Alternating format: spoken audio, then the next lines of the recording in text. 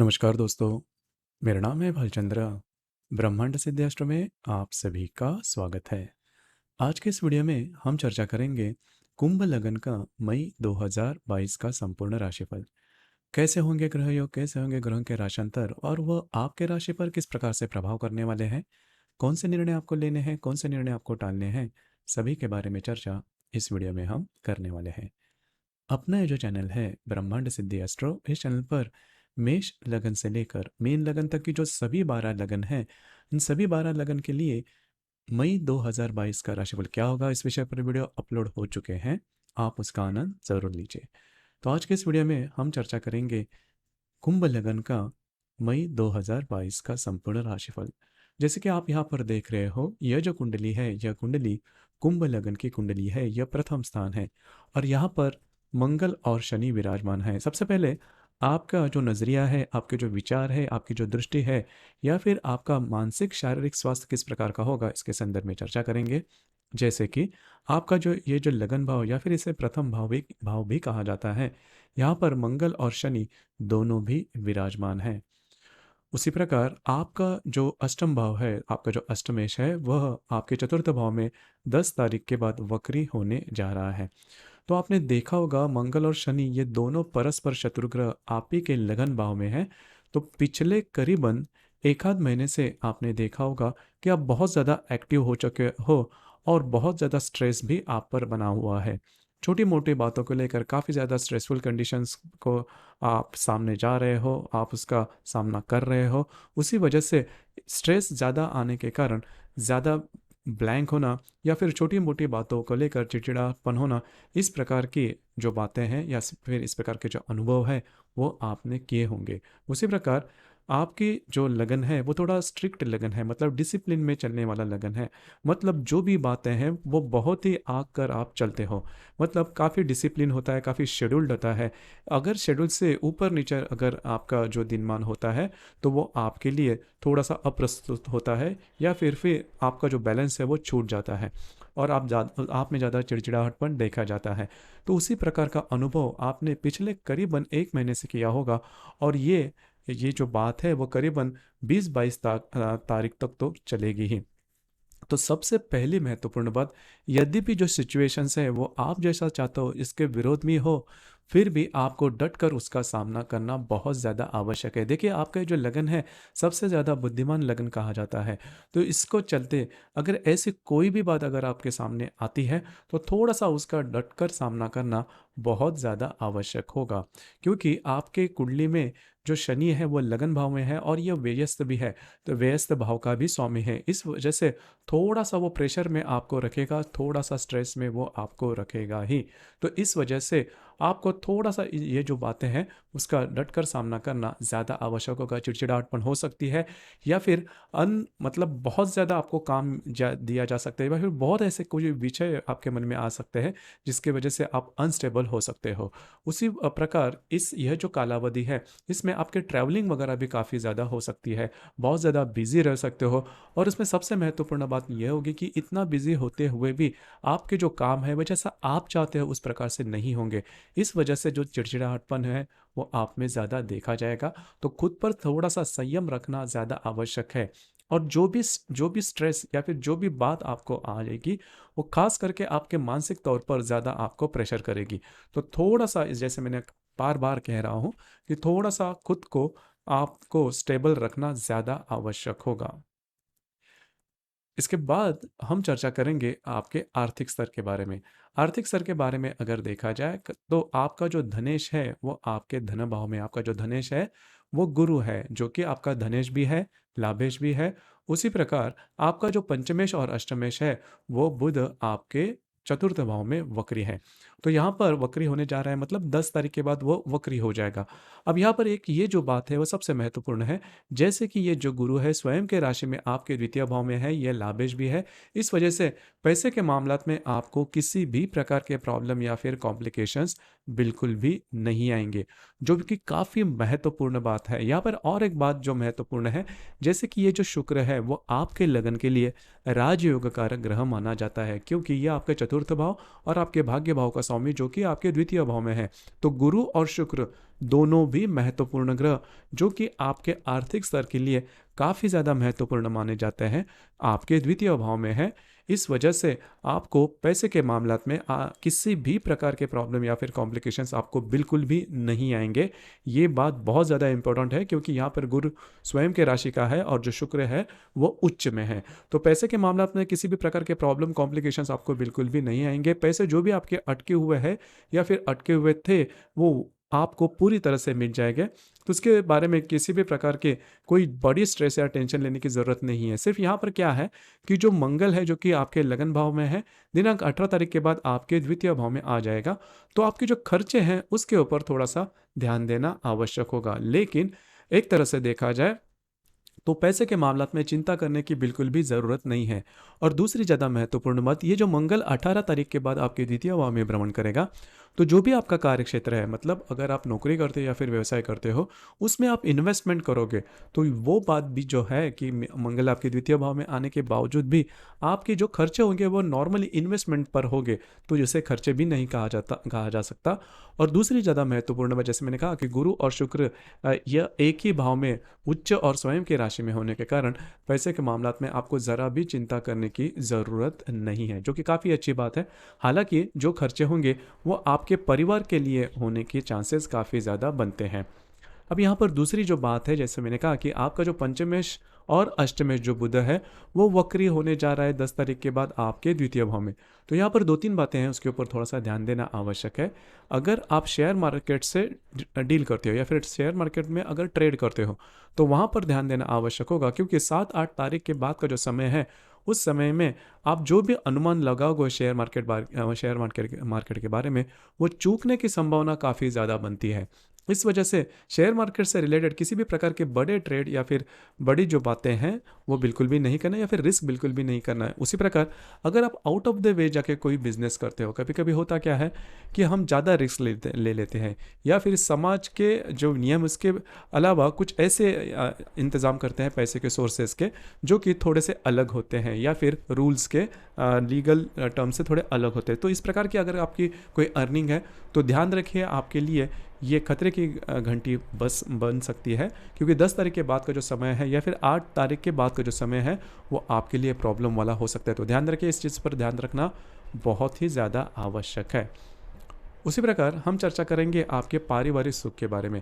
तो आपका जो चतुर्थेश जो शुक्र है, जैसे मैंने अभी कहा कि शुक्र आपका राजयोग कारक है, वो द्वितीय भाव में आपके उच्च में है। तो पारिवारिक सुख के बारे में किसी भी प्रकार के प्रॉब्लम या फिर कॉम्प्लिकेशंस आपको बिल्कुल भी नहीं आएंगे। तो ये बात जान लेना काफ़ी ज़्यादा महत्वपूर्ण और इम्पोर्टेंट भी है। पारिवारिक सुख आपका काफ़ी अच्छा रहेगा। हालांकि परिवार के जो लोग हैं उनके साथ आपकी जो मीटिंग्स रहेंगी या फिर आपके जो रिलेशनशिप रहेंगे हारमोनियस रहेंगे, कोई किसी प्रकार के प्रॉब्लम नहीं आएंगे, अंडरस्टैंडिंग लेवल काफ़ी अच्छी रहेगी। तो इसके बारे में कोई प्रॉब्लम वाली बात नहीं है। हालांकि थोड़ी बहुत मिसअंडरस्टैंडिंग हो सकती है, क्योंकि जो बुध है वो करीबन 8-10 तारीख के बाद वक्री होने जा रहा है। लेकिन मोटे तौर पर देखा जाए तो किसी प्रकार के बड़े प्रॉब्लम कॉम्प्लिकेशंस आपको बिल्कुल भी नहीं आएंगे। उसी प्रकार अगर आपका लव लाइफ जैसे हम कहते हैं, अगर आप किसी के रिलेशनशिप में हैं तो वहाँ पर प्रॉब्लम आने की संभावना काफ़ी ज़्यादा बनती है। करीबन 8-10 तारीख के बाद का जो समय है उसमें ये जो बुध है वो वक्री होने जा रहा है। देखिए यहाँ पर आपको ध्यान रखना ज़्यादा आवश्यक होगा, क्योंकि जो बुध वक्री होगा वो मिसअंडरस्टैंडिंग लाएगा काफ़ी तरह से। और वैसे भी देखा जाए तो आपके कुंडली में लगन भाव में जो मंगल शनि चल रहा है उसके लेकर स्ट्रेस लेवल आप पर बना रहेगा, और छोटी छोटी बातों को लेकर ये जो बुध है जो वक्री हो जाएगा, छोटी छोटी बातों को लेकर आपको प्रॉब्लम या फिर कॉम्प्लिकेशंस में लाएगा मानसिक तौर पर। और आपका जो भी आप रिलेशनशिप में हैं वहाँ पर इसका जो असर है वो काफ़ी देखा जाएगा।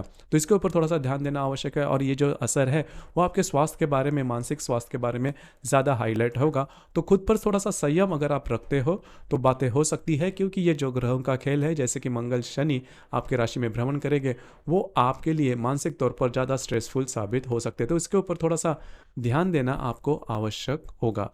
उसी प्रकार अगर आप विवाहित हो तो आपके जो वैवाहिक जो जोड़ीदार है उनके साथ आपके जो रिलेशन है वो काफ़ी अच्छे देखे जाएंगे, क्योंकि आपका जो सप्तमेश है वो तृतीय भाव में उच्च राशि में चल रहा है। दिनांक 15 तारीख के बाद वो चतुर्थ भाव में आ जाएगा। तो आपके जो वैवाहिक जोड़ीदार है उनके साथ आपकी जो रिलेशनशिप है वो अच्छी देखी जाएगी। हालांकि आ, वो यह जो रवि है इसके साथ हर्षल और राहु की युति भी होने जा रही है, उसके जो परिणाम है वो भी हम आगे जो ग्रह योग लेंगे उसमें देखा जाएगा। लेकिन मोटे तौर पर अगर देखा जाए तो आपकी जो वैवाहिक जोड़ीदार है उनके साथ आपकी जो रिलेशनशिप है वो नॉर्मल रहेगी, इसमें किसी प्रकार के बड़े प्रॉब्लम्स नहीं आएंगे। उसी प्रकार कार्य क्षेत्र के बारे में अगर देखा जाए तो जो भी आपका कार्य क्षेत्र है तो वो ये जो दशमेश है आपका, या फिर कार्येश भी इसे कहा जाता है, वो आपके लगन भाव में है मंगल, और दिनांक 18 तारीख के बाद ये आपके द्वितीय भाव में चला जाएगा। तो जो भी आपका कार्य क्षेत्र है उससे रिलेटेड थोड़े से स्ट्रेस या फिर टेंशन आपको ज़्यादा लग सकते हैं, लेकिन हालांकि आपको वो ये जो बात है वो बहुत ज़्यादा एक्टिव करेगी, क्योंकि ये जो दशमेश है आपके लगन भाव में भ्रमण करेगा। दिनांक 18 तारीख के बाद ये आपके द्वितीय भाव में भ्रमण करेगा। तो 18 तारीख के बाद या फिर इस महीने में आपका जो भी कार्य क्षेत्र है उससे रिलेटेड कुछ अच्छी इन्वेस्टमेंट हो सकती है, जो कि मैंने शुरुआत में बात कही। तो वो जो इन्वेस्टमेंट है वो आपके लिए आगे जाके काफ़ी फ़ायदेमंद साबित होगी। लेकिन यहाँ पर एक बात जान लेना बहुत ज़्यादा आवश्यक है। आपके लगन भाव में मंगल और शनि जो परस्पर शत्रु ग्रह है वो भ्रमण कर रहे हैं, इसकी वजह से आपका जो स्ट्रेस है वो काफ़ी ज़्यादा बना रहेगा। तो इस वजह से आपको बहुत ज़्यादा जो शांति से काम लेना होगा। अगर कोई भी बात अगर आपके मन के विरोध में होती है, आपके विचारों के विरोध में होती है, तो ध्यान में रखिए ये ग्रहों का खेल है और भावनाओं के पीछे नहीं जाना। अगर भावना में आप बह जाते हो तो पूरे आपके इर्द गिर्द जो भी बातें हैं वो आपके विरोध में जा सकती है। तो ध्यान रखिए ये बात जान लेना बहुत ज़्यादा आवश्यक है।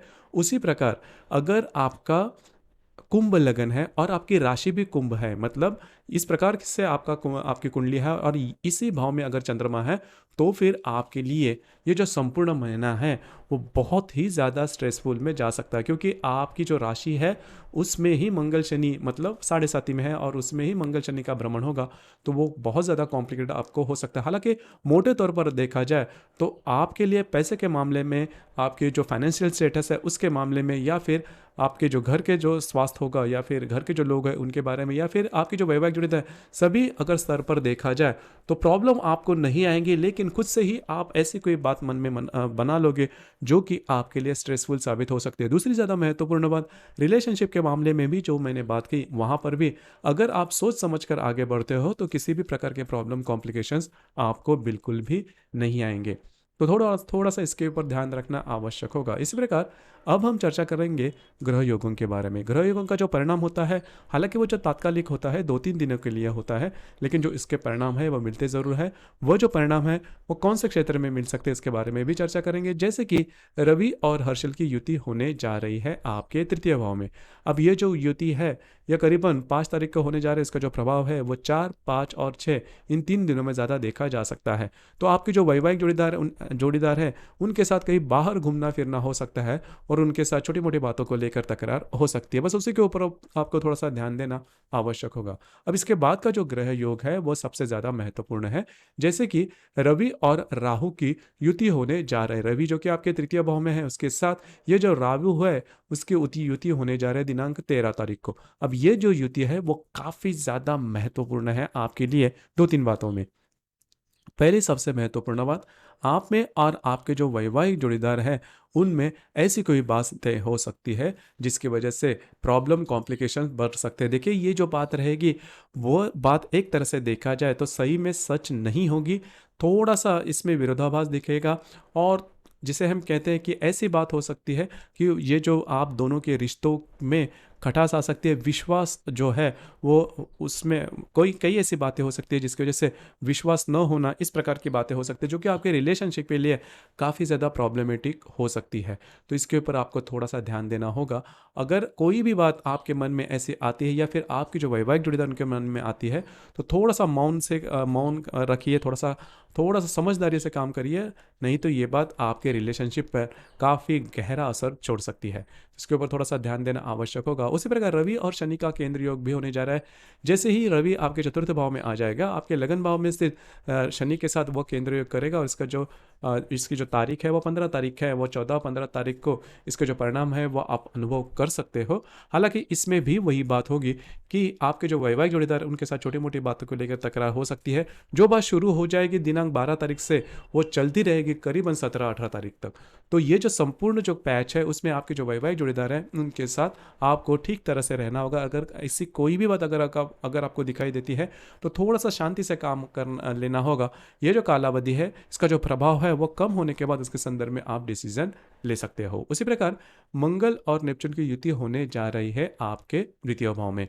यह जो मंगल है, यह मंगल आपका तृतीयश भी है और दशमेश या फिर कर्मेश भी है, जो कि आपके द्वितीय भाव में नेपच्यून की युति में है। तो यहाँ पर 2-3 बातें ध्यान में रखिए। यह जो कालावधि है 17, 18 और 19 तारीख का, आपके जो खर्चे होंगे उसके ऊपर ध्यान रखना बहुत ही ज़्यादा आवश्यक होगा। और यह इस 3 दिनों में किसी भी प्रकार के कमिटमेंट, प्रोमिसेस या फिर किसी को विटनेस वगैरह रहना, डॉक्यूमेंटेशन के बारे में कोई भी बात है तो वो बिल्कुल भी नहीं करना। तो ये बात ध्यान में लेना बहुत ज़्यादा आवश्यक है। उसी प्रकार मंगल और गुरु की युति होने जा रही है आपके द्वितीय भाव में, जो कि मंगल आपका तृतीयेश है या फिर अष्टम आपका कर्मेश भी है, और जो गुरु है वो आपका लाभेश और धनेश भी है। इनकी जो युति आपके द्वितीय भाव में होने जा रही है, अब ये जो युति है आपके लिए बहुत ज़्यादा शुभ फलदायी साबित हो सकती है। आपके जो मित्र परिवार है उनके साथ कहीं बाहर घूमना फिरना हो सकता है, या फिर कुछ बड़ी खरीदारी आपकी हो सकती है। अब यह जो युति है इसका जो कालावधि है वो करीबन 28, 29 और 30 तारीख को देखा जाएगा। इसके ऊपर भी थोड़ा सा आपको ध्यान देना है, क्योंकि ये जो योग है पर्टिकुलर आपके लिए काफ़ी ज़्यादा शुभ फलदायी साबित हो सकता है। उसी प्रकार इस महीने की जो पूर्णिमा है वो 16 तारीख को है, और जो अमावस है वो 30 तारीख को है। अमावस और पूर्णिमा के दिन होता क्या है कि सूर्य और चंद्रमा का जो आकर्षण होता है पृथ्वी के तरफ, वो काफ़ी ज़्यादा पाया जाता है। इस वजह से हमारी जो भावनाएं होती है वो काफ़ी तीव्रतम हो जाती है।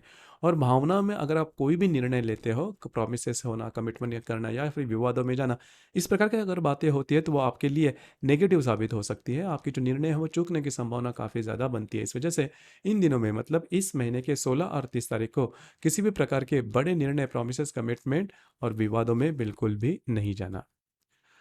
तो दोस्तों ये था कुंभ लगन का मई 2022 का संपूर्ण राशिफल। हमने और एक चैनल लॉन्च किया है जिसका नाम है कुंडली अभ्यास। इस चैनल पर कुंडली के बारे में जो प्रेडिक्शंस निकलते हैं वो किस प्रकार, किस आधार पर होते हैं और कैसे किए जाते हैं, उसके पीछे जो तर्क शक्ति या फिर तार्किक जो विचार होते हैं वो किस प्रकार के होते हैं, इसके संदर्भ में डिटेल में चर्चा की गई है। चैनल की जो लिंक है वो नीचे डिस्क्रिप्शन बॉक्स में दी जाएगी। ज़रूर चैनल पर जाना, और आपके जो कमेंट्स हैं वो भी, आपके जो विचार है वो कमेंट बॉक्स में ज़रूर कमेंट करना। आज का ये जो वीडियो है वो भी आपके कैसे लगा नीचे कमेंट बॉक्स में ज़रूर कमेंट करना। और अपना ये जो चैनल है ब्रह्मांड सिद्धि एस्ट्रो, इसे भी लाइक, शेयर और सब्सक्राइब ज़रूर करना। धन्यवाद।